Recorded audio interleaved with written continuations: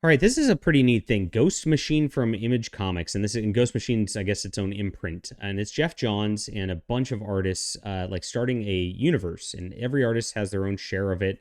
It's all creator owned and all that, so kind of like Image Comics was to begin with, anyway. And but it's going to be its own imprint sort of deal, like Skybound, I guess. And it describes what it is up front. Now, it's got a whole deal. This is 60 pages for $5, so pretty great deal on that front. And the art's fantastic. I mean, Geoff Johns really just like got a bunch of great artists on this. Now, the thing is, like, the problem is, like, you've got a bunch of random concepts and they don't really flow together, and they're all just this is basically a previews book of what's coming. So you got the Unnamed, which I guess is his like superhero universe that is has its own timeline, and I guess they all kind of tie together. One of them is in a post-apocalyptic future. One of them's kind of in the past, and then there's some other stuff too. Now, Geiger apparently is already out as a trade paperback, and it's going to continue on in this as they end up being a superhero team. And we learn about Geiger, who's like trying to find, a cure or something in this like world that's a post-apocalyptic deal, and he kind of walks around. Then we go back and we find this is like an Eternal Warrior concept for Redcoat, who like stopped aging in 1776, and then he's kind of just continued forward through time through then. And so he's a character who's like, he's gotten killed a few times, but he keeps coming back, and he's kind of sometimes depressed about it. It looks like.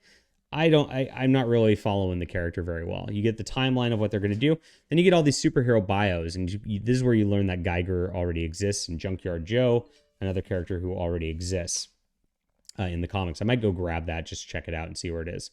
The next one is called Rook Exodus. Now, there was a like 2000 AD series called Rook, which I thought, wow, it's Geoff Johns taking that over and like spinning it out? But no, it's a completely different thing.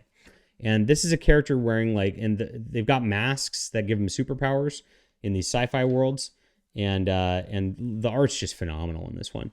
Again, not much to hook onto here, other than look, these are people with masks in a sci-fi world before it ends, and you kind of get the character bios again.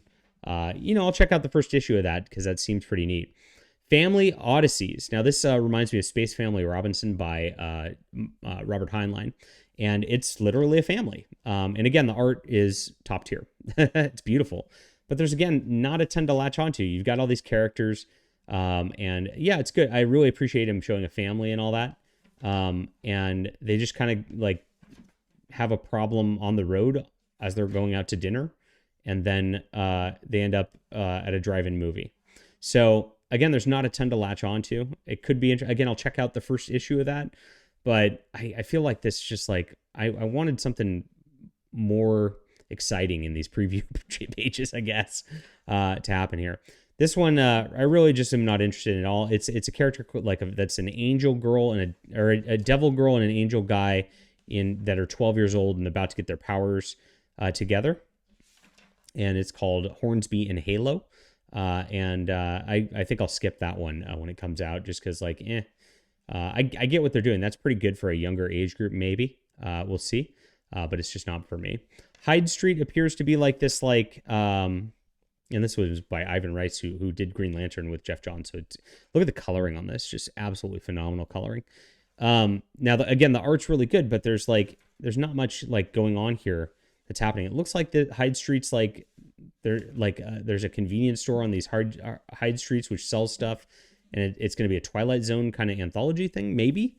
I can't tell exactly, but I'm not super interested in that. And so that's where it comes down to. Like, all these like are kind of neat and the art's pretty, but like I'm just not super interested and I'm not hooked on these characters. Like something's like just feels a little off about all of them for the most part. Now, I'll check out the full issues because maybe it's going to get a little better in a full issues. We'll see what happens with that. But beyond that, like this is not like the best like preview thing, but it is $5, for 60 pages. The art's phenomenal all the way through it. I mean, that might be enough to hook a lot of people on the upcoming titles. We'll see. So I call this a 6 out of 10 overall. Hit the like and subscribe button. Leave a comment down below. We'll be back soon.